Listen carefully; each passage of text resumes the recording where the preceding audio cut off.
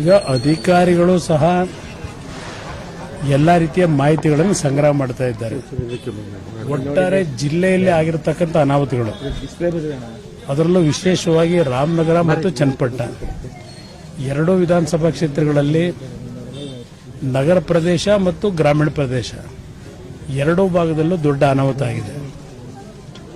ಅದಕ್ಕೆ ಪ್ರಮುಖವಾದ ಕಾರಣ ಅಧಿಕಾರಿಗಳು, ನಮ್ಮ ಇಂಜಿನಿಯರಿಂಗ್ ಡಿಪಾರ್ಟ್ಮೆಂಟ್ ಅಧಿಕಾರಿಗಳು ಹೇಳ್ತಕ್ಕಂಥದ್ದು, ಇತ್ತೀಚೆಗೆ ಹಲವಾರು ವರ್ಷಗಳಿಂದ ಒಂದು ಭಾಗ ಪ್ರತಿ ಒಂದು ನಾಲೆಗಳಿದ್ದಂಥ ಒಂದು ಪ್ರದೇಶಗಳಲ್ಲಿ ಆ ನಾಲೆಗಳನ್ನು ಮುಚ್ಚಿದಂಥ ಹಿನ್ನೆಲೆ ಒಂದು ಭಾಗ, ಪ್ರಮುಖವಾಗಿ ಈ ಒಂದು ಇಂಟೀರಿಯರ್ ವಿಲೇಜ್ಗಳಲ್ಲಿ ಮಾಡಿರ್ತಕ್ಕಂಥದ್ದು. ಮತ್ತು ಹಲವಾರು ಕಡೆ ಈ ಬ್ಯಾರೇಜ್ಗಳು ಕಟ್ಟಿದಾರಲ್ಲ, ನರೇಗಾ ಸ್ಕೀಮ್ನಲ್ಲಿ ಬ್ಯಾರೇಜ್ಗಳನ್ನು ನಿರ್ಮಾಣ ಮಾಡಿ ನೀರು ನಿಲ್ಲಿಸ್ತೀವಿ ಅಂತೇಳಿ ಚೆಕ್ ಡ್ಯಾಮ್ ಮಾಡಿ, ಅದು ಸಹ ಒಂದು ದೊಡ್ಡ ಅನಾಹುತಕ್ಕೆ ಕಾರಣ ಆಗಿದೆ.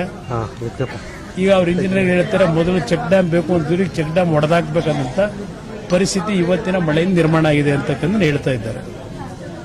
ನಾನು ನಮ್ಮ ಅಧಿಕಾರಿಗಳಿಗೆ, ನೀರಾವರಿ ಇಲಾಖೆ ಅಧಿಕಾರಿಗಳಿಗೆ 15-20 ವರ್ಷಗಳ ಹಿಂದೆ ಯಾವೊಂದು ನಮ್ಮ ಗೂಗಲ್ ಹೋದ್ರೆ ಟೋಪೋಗ್ರಫಿನಲ್ಲಿ ಯಾವ ರೀತಿಯಲ್ಲಿ ಚಿತ್ರಣ ಇತ್ತು, ಅದು ಕಾಲುವೆಗಳು ಯಾವ ರೀತಿ ಇತ್ತು, ನಾಲೆಗಳು ಯಾವ ರೀತಿ ಇತ್ತು, ಇದೆಲ್ಲ ಮಾಹಿತಿ ದೊರಕ್ತದೆ.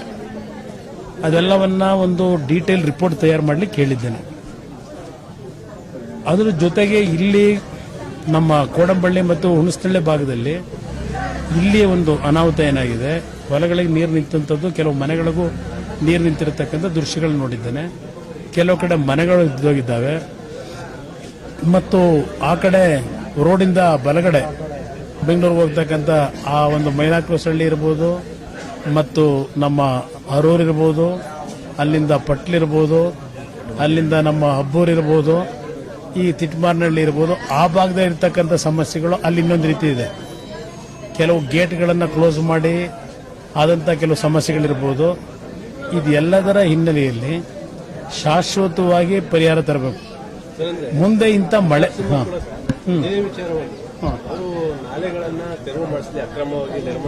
ಒಂದು ನಿಮಿಷ ಬರ್ತದೆ, ಒಂದೇ ನಿಮಿಷ ಅದ್ರ ಜವಾಬ್ದಾರಿ ನಮಗಿದೆ. ಹಳ್ಳಿಗಳಲ್ಲಿ ಯಾವ ನಾಲೆಗಳನ್ನು, ಅದು ಬರೀ ರಾಮನಗರ ಚನ್ನಪಟ್ಟಣದಲ್ಲಿ ಆಗಿರತಕ್ಕಂಥ ಸಮಸ್ಯೆ ಅಲ್ಲ.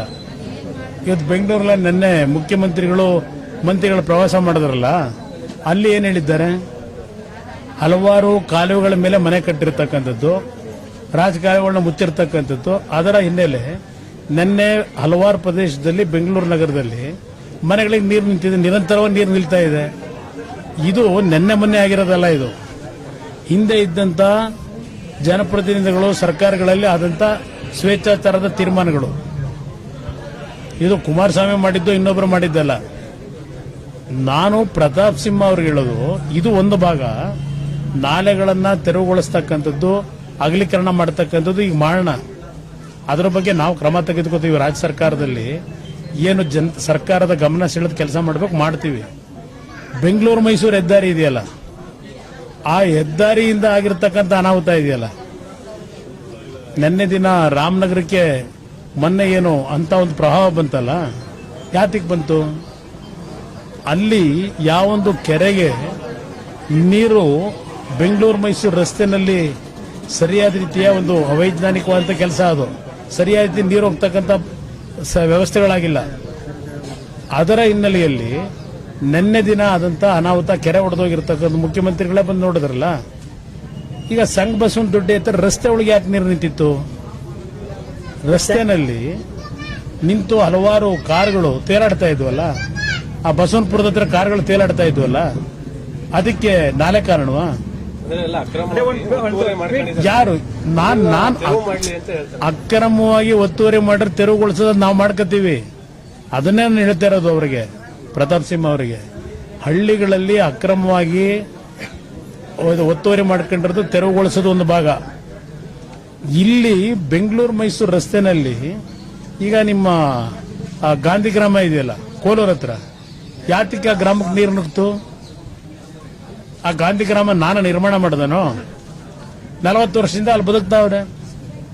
ಈಗ ಯಾಕೆ ಹೋದ ವರ್ಷ ಈ ವರ್ಷ ಯಾತಕ್ಕೆ ಪರಿಸ್ಥಿತಿ ಬಂತು? ಈ ರಸ್ತೆ ಪ್ರಾರಂಭ ಮಾಡಿದ್ಮೇಲೆ ತಾನೇ ಬಂದಿರೋದು. ಅದಕ್ಕಿಂತ ಮುಂಚೆ ಅಲ್ಲಿ ಯಾರು ಜನಕ್ಕೇನು ಸಮಸ್ಯೆ ಇರಲಿಲ್ಲ. ಈ ರಸ್ತೆಯಿಂದಲೇ ತಾನೇ ಆಗಿರೋದು. ರಾಮನಗರನು ಓಪನ್ ಮಾಡಿದೀವಿ, ನೀವೇ ಬಂದು ನೋಡಿ ಅಂತ ಟ್ವೀಟ್ ಮಾಡಿದ್ದಾರೆ. ಏನ್ ನೋಡೋದು? ಇವತ್ತು ಚನ್ನಪಟ್ಟಣ ಮತ್ತು ರಾಮನಗರ ಹೈವೇ ಓಪನ್ ಮಾಡಿದೀವಿ, ಖುದ್ದಾಗಿ ನೀವೇ ಅವನೇನ್ ದೊಡ್ಡ ಇಂಜಿನಿಯರ್ ಏನ್ರಿ? ಯಾವ್ದೋ ಬರ ಬರ್ಕೊಂಡಿದ್ದ ನರೇಂದ್ರ ಮೋದಿ ಹೆಸರಿನಲ್ಲಿ ರಾಜಕೀಯ ಮಾಡ್ತಾವನೆ. ಅವನ ಹತ್ರ ನಾನು ಕಲಿಬೇಕಾ? ನನ್ನನ್ನು ಕೆರಳಿಸ್ಬಿಡಿ. ಇವತ್ತು ಆಗಿರತಕ್ಕಂಥ ಅನಾಹುತಕ್ಕೆ ಬೆಂಗಳೂರು ಮೈಸೂರು ರೋಡ್ನಲ್ಲಿ ಸಂಘ ಬಸ್ ದೊಡ್ಡಿದ್ರೆ ಯಾಕ್ರೆ ಆಯ್ತು? ನಿಂತಿದ್ದಲ್ಲ 3 ಅಡಿ 4 ಕಡೆ ಯಾಕೆ ನಿಂತಿತ್ತು ನೀರು? ಏನು ಒತ್ತುವರಿಗ? ಕಳಪೆ ಕಾಮಗಾರಿ ಅಲ್ವಾ ಅದು? ಹಲವಾರು ಅಂಡರ್ ಪಾಸ್ಗಳ ಹತ್ರ ನೀರು ನಿಂತಿದ್ದೆಲ್ಲ ಯಾತಕ್ಕೆ ನಿಂತಿದೆ? ಎಷ್ಟು ಸಲ ಹೇಳ್ಬೇಕು ನಾನು ಪದೇ ಪದೇ ಕೇಳಬೇಡಿ. ಅವನ ತಲೆ ಕೆಟ್ಟು ಹೇಳಬಹುದು. ನಾನು ವೈಜ್ಞಾನಿಕವಾಗಿ ಹೇಳ್ತಾ ಇರ್ತಕ್ಕಂಥದ್ದು. ಎಲ್ಲಿ ಸಮಸ್ಯೆ ಇದೆ ಬಗೆಹರಿಸ್ತಕ್ಕಂಥದ್ದಕ್ಕೆ ನಮ್ಮ ರಾಜ್ಯ ಸರ್ಕಾರದ ಅಧಿಕಾರಿಗಳು ಸೂಚನೆ ಕೊಟ್ಟಿದ್ದಾರೆ. ಇಲ್ಲಿ ಯಾಕೆ ಕಲಿತಾ ಇದ್ದೀನಿ. ಎಷ್ಟು ಕಡೆ ಹೋಗಿದೆ ನೀನು? ಪ್ರತಾಪ್ ಸಿಂಹ ಫೋಟೋ ತೆಗೆಸ್ಕೊಳಕ್ ಬಂದಲ್ಲ ಮೈಸೂರು ಬೆಂಗಳೂರು ರೋಡ್ಗೆ. ಇಂಥ ಒಂದು ಪರಿಸ್ಥಿತಿ ಇದೆಯಲ್ಲ, ಎಷ್ಟು ಕಡೆ ಬಂದಿದ್ದ ಈಗ ನೋಡ್ಲಿಕ್ಕೆ? ಇವರ ಹತ್ರ ಕಲಿಬೇಕಾಗಿಲ್ಲ ನನ್ನ ರಾಜಕೀಯನ. ಜನರ ಬದುಕೇನೋ ಅನ್ನೋದನ್ನ ಇವರಿಂದ ಕಲಿಬೇಕಾಗಿಲ್ಲ.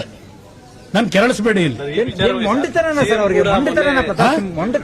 ಅದೆಲ್ಲ ಅವರಿಗೆ ಕಷ್ಟಪಟ್ಟು ಜನಗಳ ಕಷ್ಟ ಸುಖ ನೋಡಿ ರಾಜಕೀಯ ಮಾಡಿದ್ರೆ ಗೊತ್ತಾಗೋದು ಜನಗಳ ಕಷ್ಟ ಸುಖ. ಯಾರ್ದೋ ಬಿಜೆಪಿ ಪಕ್ಷದ ನರೇಂದ್ರ ಮೋದಿ ಹೆಸರಿನಲ್ಲಿ ಓಟ್ ಹಾಕ್ಸ್ಕೊಂಡು ಎಂಪಿಗಳಾಗವೆ. ಜನಗಳ ಕಷ್ಟ ಸುಖ ನೋಡಿ ಎಂಪಿ ಆಗೋರು ಅವರು. ಹೋಗಿ ಜನಗಳ ಕಷ್ಟ ಸುಖ ನೋಡಿದ್ರೆ ಅರ್ಥ ಆಗೋದು. ಇವರಿಂದ ಕಲಿಬೇಕಾ ನಾನು?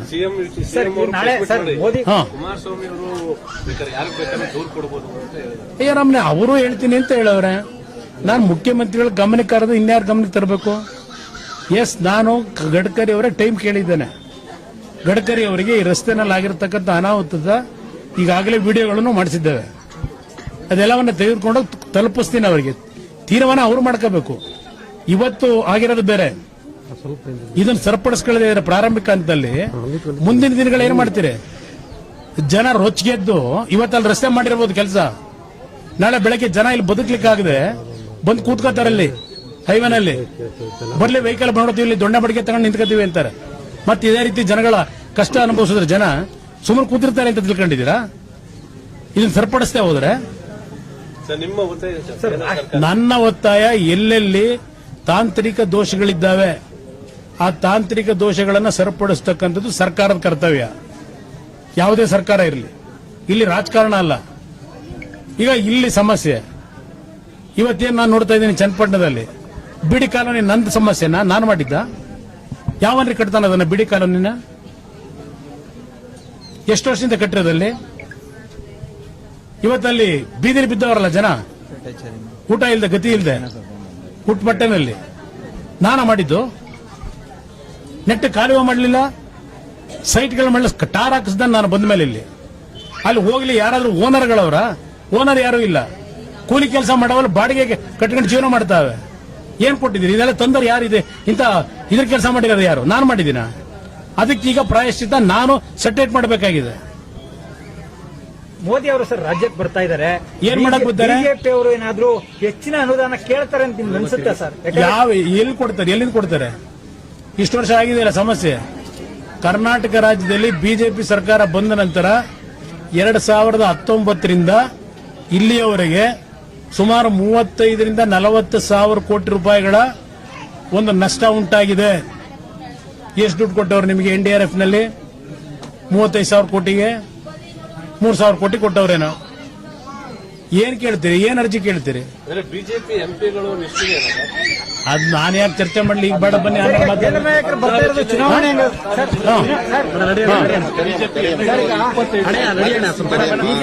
ಕರ್ನಾಟಕ ರಾಜ್ಯದ ಜನ ಎಲ್ಲಿಯವರೆಗೆ ಕರ್ನಾಟಕ ರಾಜ್ಯದಿಂದ ಬಿಜೆಪಿಯನ್ನ ಹೊರಗಾಕೋದಿಲ್ಲ ಅಲ್ಲಿವರೆಗೆ ರಾಷ್ಟ್ರೀಯ ಪಕ್ಷಗಳು ಅಂತ ಹೇಳ್ತೀನಿ. ರಾಷ್ಟ್ರೀಯ ಪಕ್ಷಗಳನ್ನೇ ಹೊರಗೆ ಹಾಕದೇ ಇದ್ರೆ ಇದನ್ನ ಇನ್ನು ಮುಂದಿನ ದಿನಗಳು ಪ್ರತಿ ವರ್ಷ ಅನುಭವಿಸಬೇಕು. ಈಗ 3 ವರ್ಷದಿಂದ ಅನುಭವಿಸ್ತಾ ಇದ್ದಾರೆ. ಕೇಂದ್ರ ನಾಯಕರು ಈಗ ಕರ್ನಾಟಕದ ಮುಖ ಮಾಡೋದು ಚುನಾವಣೆಗೋಸ್ಕರ ಸರ್. ಇನ್ಯಾತಿಗೆ ಬಂದವರು ಅವರು? ನರೇಂದ್ರ ಮೋದಿ ಬರೋದು ಚುನಾವಣೆಗೆ ಓಟ್ ಹಾಕ್ಸ್ಕೊಳಕ್ಕೆ. ಇನ್ಯಾತಿಗೆ ಬಂದವರು? ಇಲ್ಲಿ ಏನ್ ರಾಜ್ಯ ಉದ್ಧಾರ ಮಾಡ್ತೀನಿ ಅಂತ ಬಂದವ್ರ? ಏನು ಪ್ರಯೋಜನ ಆಗಲ್ಲ. ಏನಾಯ್ತು ಪ್ರಯೋಜನ? ಏನವಾದು? ಏನ್ ರೋಡ್ ಆಗ್ಬೇಕವ? ಒಬ್ಬೊಬ್ರು ಮನೇಲಿ